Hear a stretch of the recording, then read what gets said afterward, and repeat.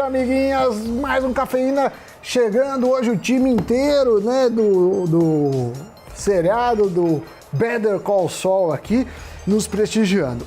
Você, Doni, que está vendo o Brasil por vários prismas, uma coisa que está pegando aqui é a inflação.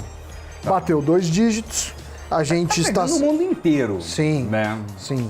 Sabe que eu andei viajando por aí... E tá caro. Pessoal até nos Estados Unidos... 7%. Bravo. 7%. Bravo, porque eu mesmo tive a sensação que as coisas estavam mais caras lá agora. Sim. E pra gente que tem uma moeda depreciada, mais cara ainda. Sim. Mas enfim, é comida, é combustível, é energia.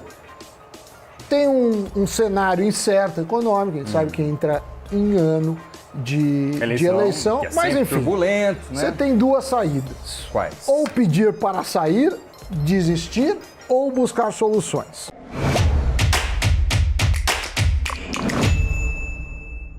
Se a gente olhar para o futuro, o brasileiro ainda precisa se preocupar em encontrar maneiras de não deixar o dinheiro perder valor frente à inflação, né?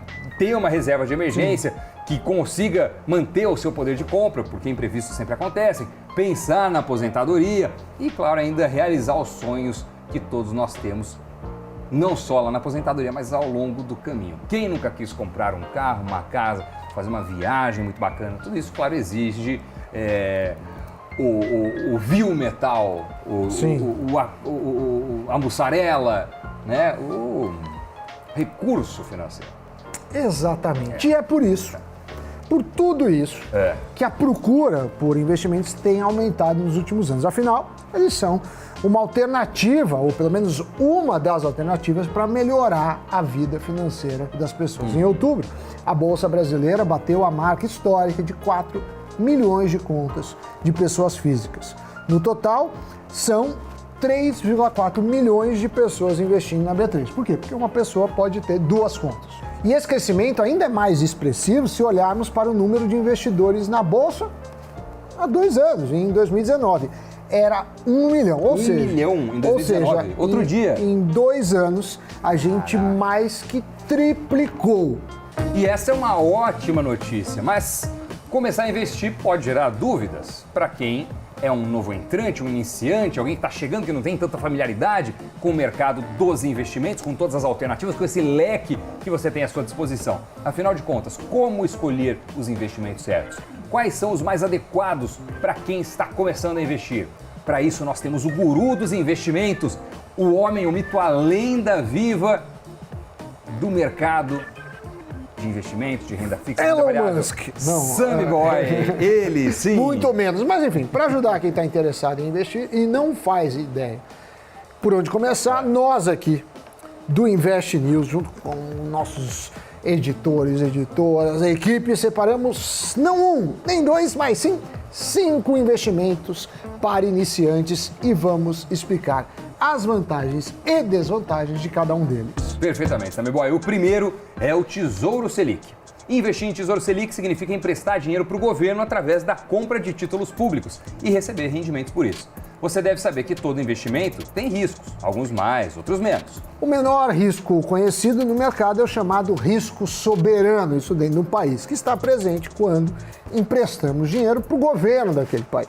É isso que acontece ao comprar títulos do governo como o Tesouro Selic. É um investimento de baixo risco e passa segurança para quem está começando a investir. Além disso, a rentabilidade do Tesouro Selic segue a própria taxa Selic, que é a taxa básica da economia, ou seja, é relativamente fácil de entender a remuneração. A Selic deu tanto no período, você vai ganhar tanto no período. Claro que tem que tirar alguns custos, algumas coisas. O segundo investimento da nossa lista são os CDBs, Certificados de Depósitos Bancários. Quando você aplica em um CDB, você está emprestando dinheiro não para o governo, mas para um banco. Os CDBs costumam ser uma opção interessante para quem está começando, porque eles conseguem aliar, normalmente, uma rentabilidade um pouquinho maior a uma segurança que ainda assim é satisfatória. O risco envolvido em aplicações em CDB é o risco de crédito, ou seja, a possibilidade da instituição que você comprou o CDB não pagar. Acontece que CDBs estão dentro do FGC. O FGC, o Fundo Garantidor de Crédito, garante o pagamento de alguns produtos bancários, entre eles o CDB está incluso até o valor de R$250 mil por instituição, por CPF e no total R$1 milhão.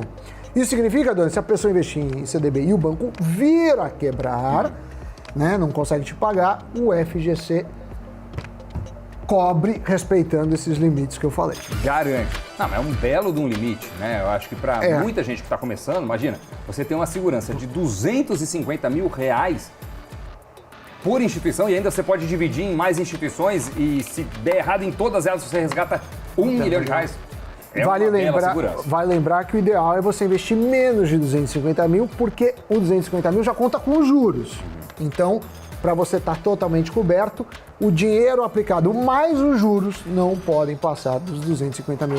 O terceiro investimento para iniciantes é o BOVA11. É um ETF, um Exchange Traded Fund, ou seja, é um fundo que usa como base um índice de referência, nesse caso o Ibovespa. O objetivo é buscar o mesmo rendimento mais próximo possível do índice Bovespa. O BOVA11 entra na nossa lista para iniciantes porque é comum que quem está começando a investir queira entrar em ações, queira entrar no mercado de renda variável, mas tenha receio de escolher qual empresa vou comprar, qual é a ação certa. Quando você segue um índice como o Ibovespa, o mais conhecido, principal da Bolsa Brasileira, o ETF te dá uma forma prática de fazer isso. Você não precisa ficar escolhendo uma ação, uma empresa, você não corre o risco de uma só ir mal. Não, porque você está comprando como se fosse uma cesta de empresas, um conjunto de empresas ao fazer um único investimento nesse ETF, que é o ETF mais conhecido, mais negociado do Brasil, o BOVA11. E começar a investir nele exige valores bem baixinhos. O especialista em investimentos Francis Wagner, que também é CEO do app Renda Fixa, explicou que o BOVA11 replica justamente o que o Doni falou, a carteira teórica do índice, coisa que um investidor comum precisaria de muito dinheiro para replicar e talvez teria um custo alto para fazer isso.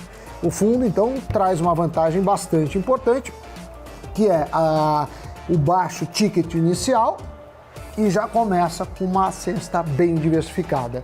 Ponto para o índice.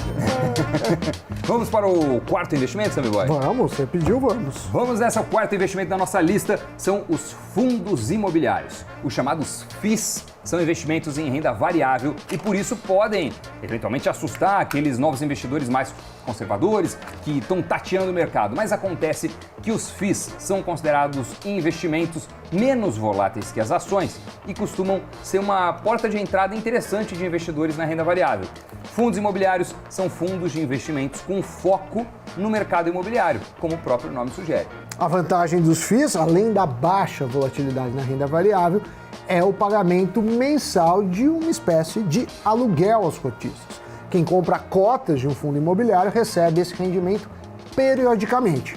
Ao investir com constância e no longo prazo, é possível ter uma renda considerável dessa forma. Além disso, é muito mais fácil e prático investir em imóveis dessa maneira do que comprar um imóvel físico, tendo que lidar com gastos envolvidos, burocracia e o processo de decisão de achar um imóvel interessante, já que no fundo você tem um profissional para isso. Inquilino, às vezes, reforma, dá trabalho imóvel, dá trabalho, é um jeito muito mais prático. Para finalizar, a gente tem os fundos de investimentos em renda fixa. Quem está começando a investir pode ter dificuldade em decidir qual título do Tesouro eu compro, qual CDB, LCI, LCA, CRI, debêntures de empresa. Debênture, meu Deus, qual é o papel ideal para compor a minha carteira? Nesse caso, nada melhor que deixar a função para o profissional. É isso que fazem os gestores dos fundos de renda fixa. Eles buscam a maior rentabilidade sem perder de vista a segurança do patrimônio dos investidores.